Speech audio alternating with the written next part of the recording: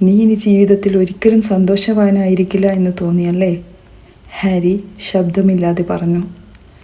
അതെ, ഡെഡ്ലി വിറയ്ക്കുന്നത് പോലെ മന്ത്രിച്ചു. ഓ, അങ്കിൾ വെർണോൺ പറഞ്ഞു. നീ എൻ്റെ മകൻ്റെ മേൽ എന്തോ മാജിക് ചെയ്തിട്ടുണ്ട്. അതാണ് അവന് ശബ്ദങ്ങൾ കേൾക്കുകയും സന്തോഷിക്കാൻ പറ്റില്ലെന്നൊക്കെ തോന്നാൻ കാരണം, അല്ലേ? എത്ര തവണ ഞാൻ നിങ്ങളോട് പറയണം? ഹാരിയുടെ കോപവും ശബ്ദവും ഉയർന്നു. അത് ഞാനല്ലായിരുന്നു, അത് ഡിമെൻറ്റേഴ്സ് ആയിരുന്നു. എന്ത്? ഡിമെൻറ്റേഴ്സ്, ഹാരി പതുക്കെയും വ്യക്തമായും പറഞ്ഞു. 2 പേർ. അതെന്താണ് ഈ ഡിമെൻറ്റേഴ്സ്? അവർ മാന്ത്രിക ജയിലായ അസ്കബാൻ്റെ കാവൽക്കാരാണ്, അല്ലേ? അമ്മായി പെറ്റൂണിയ പറഞ്ഞു. 2 സെക്കൻഡ് നീണ്ടു നിന്ന നിശബ്ദതയ്ക്ക് ശേഷം പെറ്റൂണിയ അമ്മായി അസഭ്യം പറഞ്ഞതുപോലെ കൈകൊണ്ട് വായ പൊത്തി. വെർണോൺ അങ്കിൾ അവളെ നോക്കി കണ്ണിറുക്കി. ഹാരിയുടെ തലച്ചോർ മിടിച്ചു. അത് നിങ്ങൾക്കെങ്ങനെ അറിയാം? അവൻ അത്ഭുതത്തോടെ ചോദിച്ചു. പെറ്റൂണിയ അമ്മായി പരിഭ്രാന്തയായി. ഭയന്ന് അവൾ അങ്കിൾ വെർണോണിനെ നോക്കി. അത് അവൾ ആ ചെറുക്കനോട് ഇവരെക്കുറിച്ച് പറയുന്നത് മുൻപൊരിക്കൽ ഞാൻ കേട്ടിട്ടുണ്ട്. എൻ്റെ അമ്മയെയും അച്ഛനെയുമാണോ നിങ്ങൾ ഉദ്ദേശിച്ചത്? അവരുടെ പേരുകൾ പറയാൻ പോലും നിങ്ങൾക്ക് പറ്റില്ലേ? ഹാരി ഉച്ചത്തിൽ ചോദിച്ചു. പക്ഷേ പെറ്റൂണിയ അമ്മായി അവനെ അവഗണിച്ചു. ഹാരി സ്തംഭിച്ചു പോയി. വർഷങ്ങൾക്ക് മുമ്പ് ഒരു പൊട്ടിത്തെറിയിൽ ഹാരിയുടെ അമ്മ ഒരു വിചിത്രയാണെന്ന് പെറ്റൂണിയ അമ്മായി പറഞ്ഞതൊഴിച്ചാൽ അവൾ തൻ്റെ സഹോദരിയെക്കുറിച്ച് പരാമർശിക്കുന്നത് അവൻ ഒരിക്കലും കേട്ടിട്ടില്ല. മാന്ത്രിക ലോകത്തെക്കുറിച്ചുള്ള ഇത്തരം കാര്യങ്ങൾ അവൾ ഇത്രയും കാലം ഓർമ്മിച്ചതിൽ അവന് അതിശയം തോന്നി. സാധാരണയായി അവർ മാജിക്കൽ വേൾഡ് എന്നൊരു വസ്തുത ഈ ലോകത്തേ ഇല്ലാത്തതുപോലെയാണ് പെരുമാറാറ്. അങ്കിൾ വെർണോൺ വായ തുറന്നു, വീണ്ടും അടച്ചു, വീണ്ടും തുറന്നു. എങ്ങനെ സംസാരിക്കണമെന്ന് പാടുപെടുന്നതായി തോന്നി. 3-ാം തവണയും വായ തുറന്ന് അയാൾ പറഞ്ഞു. അപ്പോൾ അവർ യഥാർത്ഥത്തിൽ നിലവിലുണ്ട്. അവർ ശരിക്കും എന്താണ്? പെറ്റൂണിയ അമ്മായി അറിയില്ലെന്ന് തലയാട്ടി. അങ്കിൾ വെർണോൺ വീണ്ടും വായ തുറന്നു. പക്ഷേ വൈകുന്നേരത്തെ 3-ാമത്തെ മൂങ്ങയുടെ വരവോടെ കൂടുതൽ വാക്കുകൾ കണ്ടെത്താനുള്ള ബുദ്ധിമുട്ട് ഒഴിവായി. അത് ഇപ്പോഴും തുറന്നിരിക്കുന്ന ജനാലയിലൂടെ ഒരു തൂവൽ പോലെ സൂം എന്ന ശബ്ദം ഉണ്ടാക്കിക്കൊണ്ട് അടുക്കള മേശമേൽ വീണു. ഡേഴ്സ്ലികൾ 3 പേരും ഭയന്ന് ചാടി. മൂങ്ങ തിരികെ പറന്നപ്പോൾ ഹാരി മൂങ്ങയുടെ കൊക്കിൽ നിന്ന് 2-ാമത്തെ ഔദ്യോഗിക രൂപത്തിലുള്ള കവർ കീറി മുറിച്ചു. മതി മൂങ്ങകൾ, അങ്കിൾ വെർണോൺ ശ്രദ്ധ തിരിച്ചുകൊണ്ട് പിറുപിറുത്തു. ജനാല വീണ്ടും കൊട്ടിയടച്ചു. പ്രിയപ്പെട്ട മിസ്റ്റർ പോട്ടർ, ഏകദേശം 22 മിനിറ്റ് മുമ്പ് ഞങ്ങൾ അയച്ച കത്ത് തിരുത്തിക്കൊണ്ട് നിങ്ങളുടെ വടി ഉടൻ നശിപ്പിക്കാനുള്ള തീരുമാനം മിനിസ്ട്രി ഓഫ് മാജിക് പരിഷ്കരിച്ചിരിക്കുന്നു. ഓഗസ്റ്റ് 12-ന് ഔദ്യോഗികമായ അച്ചടക്ക നടപടി സ്വീകരിക്കുന്നതുവരെ നിങ്ങളുടെ വടി കൈവശം വയ്ക്കാവുന്നതാണ്. ഹോഗ്വാർട്സ് സ്കൂൾ ഓഫ് വിച്ച്ക്രാഫ്റ്റ് ആൻഡ് വിസാർഡറിയിലെ ഹെഡ് മാസ്റ്ററുമായുള്ള ചർച്ചകൾക്ക് ശേഷം നിങ്ങളെ പുറത്താക്കുന്നതിനെക്കുറിച്ചും തീരുമാനിക്കുമെന്ന് മന്ത്രാലയം സമ്മതിച്ചു. അതിനാൽ കൂടുതൽ അന്വേഷണങ്ങൾ വരെ നിങ്ങളെ സ്കൂളിൽ നിന്ന് സസ്പെൻഡ് ചെയ്തതായി പരിഗണിക്കണം. Yours sincerely, Mafalda Hopkirk, ministry of magic. Harry ഈ കത്ത് തുടർച്ചയായി 3 തവണ വായിച്ചു. തന്നെ പൂർണ്ണമായും പുറത്താക്കിയിട്ടില്ല എന്ന ചിന്തയിൽ അവൻ്റെ നെഞ്ചിലെത്തി ചെറുതായി അണഞ്ഞു. എന്നിരുന്നാലും ഓഗസ്റ്റ് 12-ാം തീയതിയിലെ ഈ വാദം കേൾക്കലിൽ അവന് ഭയം തോന്നി. ഓക്കേ, അങ്കിൾ വെർണോൺ ഹാരിയെ തൻ്റെ ചുറ്റുപാടുകളിലേക്ക് തിരിച്ചു കൊണ്ടുവന്നു. ഇനി എന്താണ്? അവർ നിന്നെ ശിക്ഷിച്ചോ? നിനക്ക് വല്ല വധശിക്ഷയും ഉണ്ടാവുമോ? പ്രതീക്ഷ നൽകുന്ന ഒരു ചോദ്യവും അദ്ദേഹം കൂട്ടിച്ചേർത്തു. എനിക്കൊരു ഹിയറിങ്ങിന് പോകണം, ഹാരി പറഞ്ഞു. ഓഹോ, അവിടെയാണോ നിന്റെ ശിക്ഷ? ആയിരിക്കും. അപ്പോൾ പ്രതീക്ഷയ്ക്ക് വകയുണ്ട്, അങ്കിൾ വെർണോൺ ക്രൂരമായി പറഞ്ഞു. ശരി, ഞാൻ പോകുന്നു. ഹാരി എഴുന്നേറ്റ് നിന്നു. തനിച്ചായിരിക്കാൻ, ചിന്തിക്കാൻ. ഒരു പക്ഷേ റോണിനോ ഹെർമിയോണിനോ സിറിയസിനോ ഒരു കത്തയക്കാൻ അവൻ ആഗ്രഹിച്ചു. ഇല്ല, കഴിഞ്ഞില്ല, അങ്കിൾ വെർണോൺ പറഞ്ഞു. തിരികെ ഇരിക്ക്.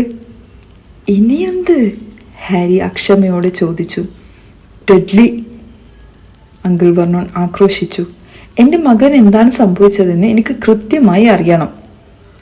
ശരി, ഹാരി കോപം കൊണ്ട് വിറച്ചു. കോപത്തിൽ അവൻ്റെ വടിയുടെ അറ്റത്ത് നിന്ന് ചുവപ്പും സ്വർണവും നിറത്തിലുള്ള തീപ്പൊരികൾ പുറത്തേക്ക് വന്നു.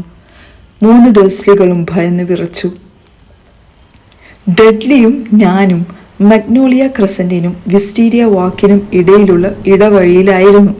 ഹാരി വേഗത്തെ സംസാരിച്ചുകൊണ്ട് കോപം നിയന്ത്രിക്കാൻ പാടുപെട്ടു. ഡഡ്ലി അവൻ്റെ മിടുക്ക് എന്നോട് കാണിക്കാൻ നോക്കി. ഞാൻ എൻ്റെ വടി പുറത്തെടുത്തു, പക്ഷെ അത് ഉപയോഗിച്ചില്ല. അപ്പോഴേക്കും 2 ഡിമൻഡേഴ്സ് വന്നു. എന്താണ് ഈ ഡിമൻഡോയിഡുകൾ? അങ്കിൾ വെർണോൺ ദേഷ്യത്തോടെ വീണ്ടും ചോദിച്ചു.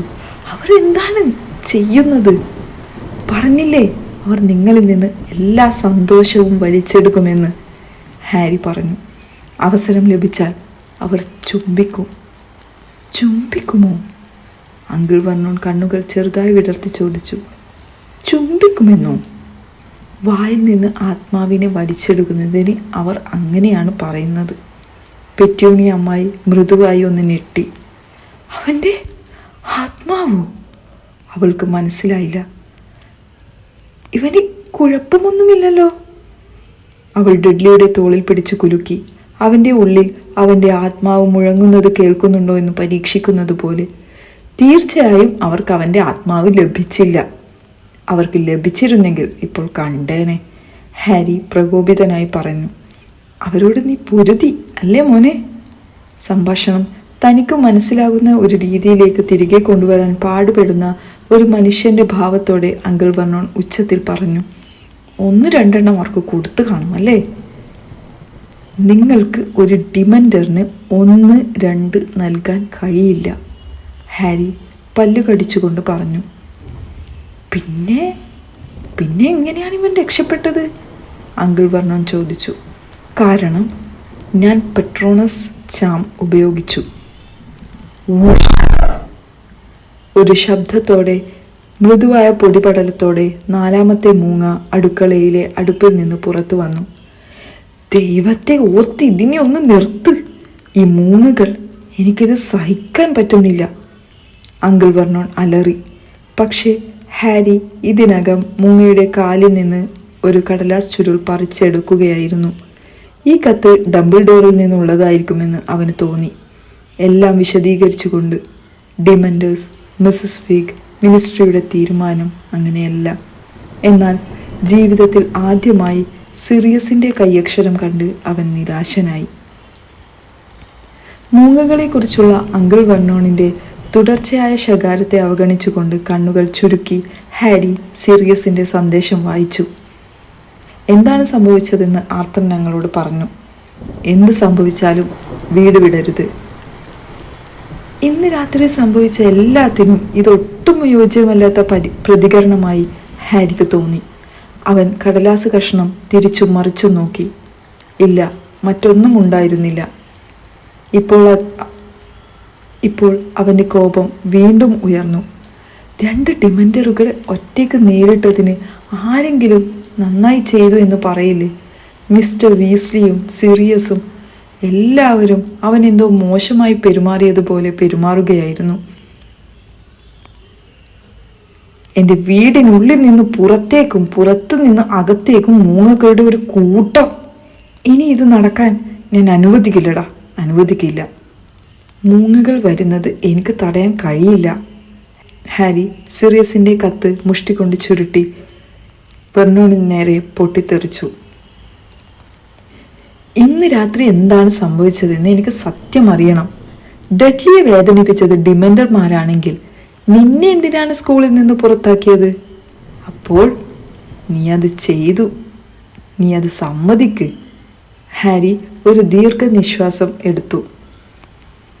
അവൻ്റെ തല വീണ്ടും വേദനിക്കുന്നു. അടുക്കളയിൽ നിന്ന് പുറത്തു കടന്ന് ഡേഴ്സ്ലികളിൽ നിന്ന് അകന്നു നിൽക്കാൻ അവൻ ആഗ്രഹിച്ചു. ഡിമൻഡർമാരെ ഒഴിവാക്കാൻ ഞാൻ പട്രോണസ് ചാം ചെയ്തു. അവൻ സ്വയം ശാന്തനായിരിക്കാൻ നിർബന്ധിച്ചു. അവർക്കെതിരെ ചെയ്യാൻ സാധിക്കുന്ന ഒരേ ഒരു കാര്യം അതാണ്. എന്നാൽ പറ, ലിറ്റിൽ വിങ്ങിൽ ഡിമൻഡോയിഡുകൾ എന്തായിരുന്നു ചെയ്തത്? അങ്കിൾ വെർണോൺ രോഷം നിറഞ്ഞ സ്വരത്തിൽ ചോദിച്ചു. എനിക്കറിയില്ല, ഹാരി ക്ഷീണിതനായി പറഞ്ഞു. എനിക്കൊന്നും അറിയില്ല. അവൻ്റെ കോപം കുറഞ്ഞു വരികയായിരുന്നു. അവന് ക്ഷീണം തോന്നി. ഡേഴ്സ്ലി കുടുംബം എല്ലാവരും അവനെ തുറിച്ചു നോക്കുകയായിരുന്നു. അത് നീയാണ്, അങ്കിൾ വെർണോൺ ശക്തിയായി പറഞ്ഞു. അവരുടെ വരവിന് നീയുമായി എന്തോ ബന്ധമുണ്ട് കുട്ടി. എനിക്കറിയാം, അല്ലെങ്കിൽ എന്തിനാണ് അവർ ഇവിടെ വരുന്നത്? നീ ഒരേ ഒരു വ്യക്തമായും മാന്ത്രികൻ എന്ന വാക്ക് പറയാൻ അയാൾക്ക് ധൈര്യമില്ലായിരുന്നു. വാക്കുകൾക്ക് വേണ്ടി അങ്കിൾ വെർണോൺ കഷ്ടപ്പെടുന്നതായി ഹാരിക്ക് തോന്നി. അവർ എന്തിനാണ് ഇവിടെ വന്നതെന്ന് എനിക്കറിയില്ല. പക്ഷെ അങ്കിൾ വെർണോണിൻ്റെ വാക്കുകൾ കേട്ട് ഹാരിയുടെ ക്ഷീണിതമായ തലച്ചോറ് വീണ്ടും പ്രവർത്തനക്ഷമമായി. ഡിമൻഡേഴ്സ് ലിറ്റിൽ വിങ്ങിങ്ങിലേക്ക് എന്തിനാണ് വന്നത്? ഹാരി ഉണ്ടായിരുന്ന ഇടവഴിയിൽ അവർ എത്തിയത് എങ്ങനെ യാദൃശ്ചികമാകും? ആരാണ് അവരെ അയച്ചത്? മാജിക് മന്ത്രാലയത്തിന് ഡിമൻഡേഴ്സിൻ്റെ നിയന്ത്രണം നഷ്ടപ്പെട്ടോ? ഡംബിൾഡോർ പ്രവചിച്ചതുപോലെ അവർ അസ്കബാനിൽ നിന്ന് പോയി വോൾഡെമോർട്ടിൻ്റെ സംഘത്തിൽ ചേർന്നോ?